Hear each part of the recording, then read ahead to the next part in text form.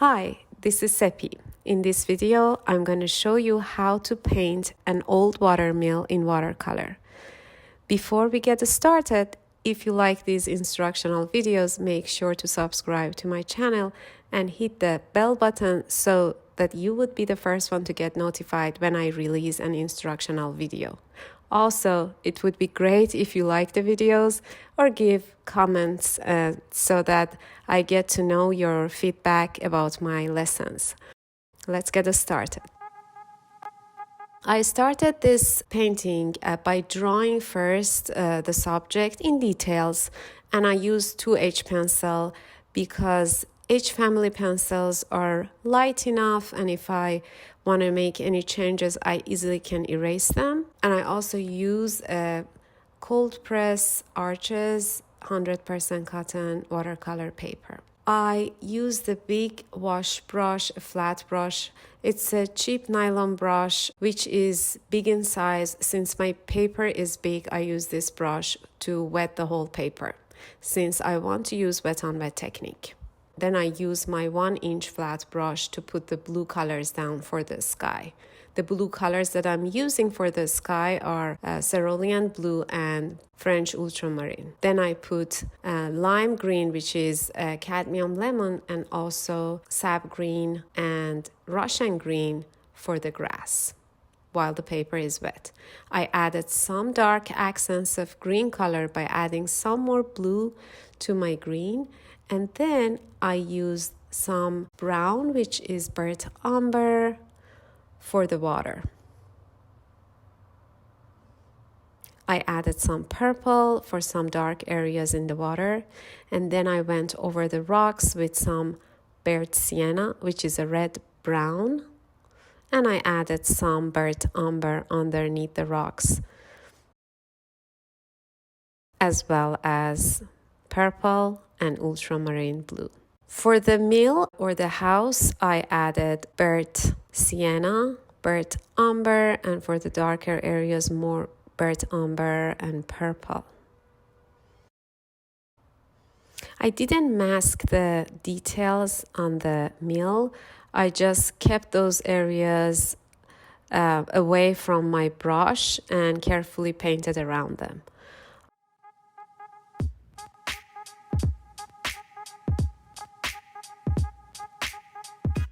I painted the stones underneath the house, and then I created some red-brown colors, used some red-brown colors for the roof, using more burnt sienna, and added some of those colors on the bottom of the house as well.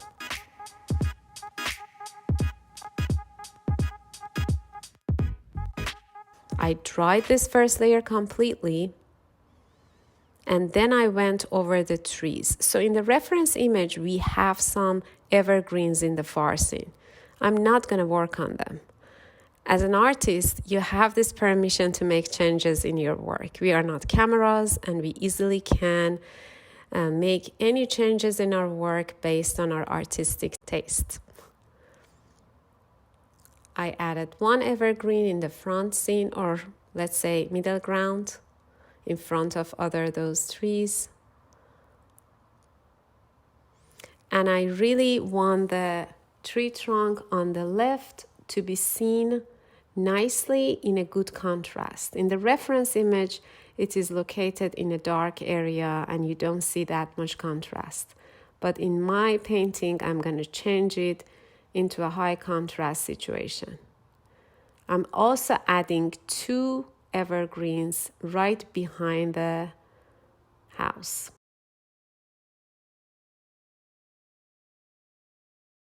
For those green colors for the evergreen, I use Russian green and ultramarine blue.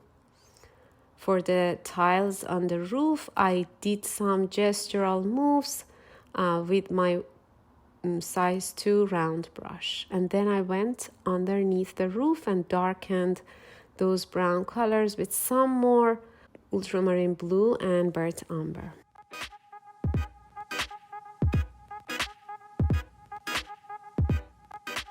In between the grasses, I created some negative paintings and darkened the green by adding some more blue, and sometimes I added a touch of alizarin crimson to my green to make it darker, or purple.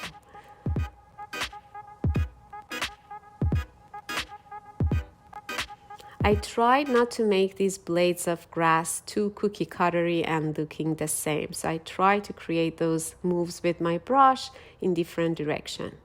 I went over the rock to create that moss effect by using dry on dry technique. I repeated my work, working around the blades of grass.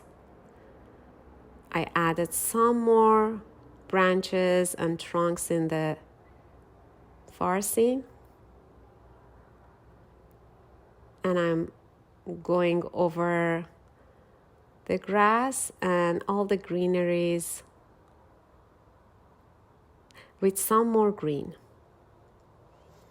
I'm going over the water with some cadmium orange and also some purple and blue. And I am using right now my ink pen to add some more dark accents around my subjects.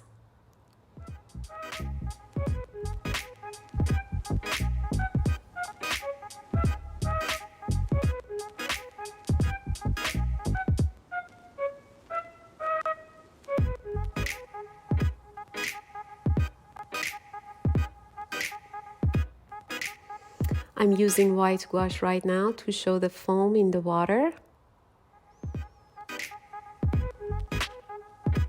And I'm adding some white gouache to my fresh lime green color to create some of those light colored blades of grass in the front scene.